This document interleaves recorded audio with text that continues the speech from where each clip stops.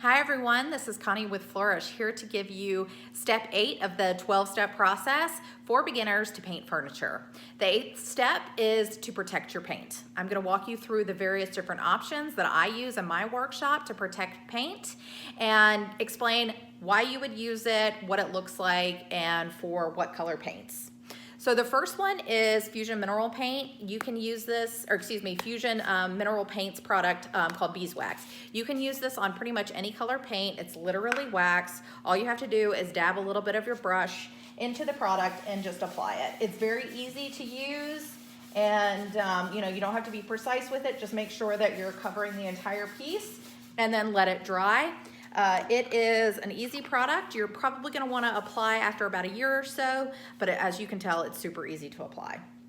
Okay, so the next one is Fusion Mineral Paint Stain and Finishing Oil in the natural finish. You can use this on wood to stain wood, bring out the natural color of the wood, or you can actually use it for darker color paints. So blacks, navy blues, that type of thing. All you have to do to apply it is either you can use a sponge brush, or I typically use just a shop towel. So you dip it in, looks like this, and apply it. So just rub it, nice even coats. All right, so the next one is this clear top coat. It's called Tough Coat by Fusion Mineral Paint. It is sort of like a glue consistency, very thin glue. What you do to apply it is you actually use a damp sponge, dab it on there and do nice even coats. You don't want to rub it. You just do nice even layers of application. Let it dry and then do either 2 to 4 coats. Okay, so after that is polycrylics, which are water-based. And like if you've ever heard of polyurethane, this is those are oil-based, these are water-based. So this is the one that I use. I like it. It's matte. It's very thin.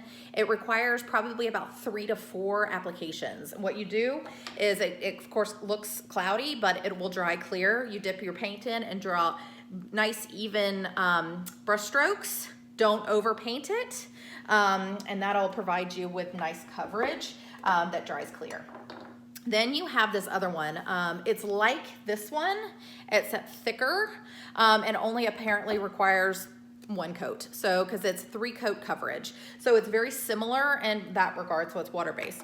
So what you want to do, again, dip your brush in and then just do nice, it's going to be very thick, but you don't want to have it really cloudy on application. I have found that sometimes the cloudiness comes through.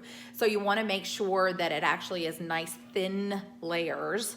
If you do want to add another application after you've done the first one, that's just even more layers of protection for your paint, but it's not required. So those are my products that I prefer and have in my workshop. The one that I always, it's kind of a go-to, is this one. It goes on really easily and it really can be used on top of any color, so it's kind of foolproof. The other ones might, well, and also this one is really good too for darker colors. So I would recommend, if you're going to use any kind of polycrylic or even the Tough Coat, is actually do a test spot. So you don't want the paint to yellow. So I would recommend testing whatever you're going to use on top of it. Make sure it doesn't yellow. And then if it does, choose a different product. If it doesn't, of course, continue to protect the entire piece. Again, with all of this, it's thin layers, not thick layers. That's pretty much my advice for both paint and protection. So I hope you found this useful, and let me know if you use something that you found is actually better than any of these. I would love to hear your feedback. All right, thanks.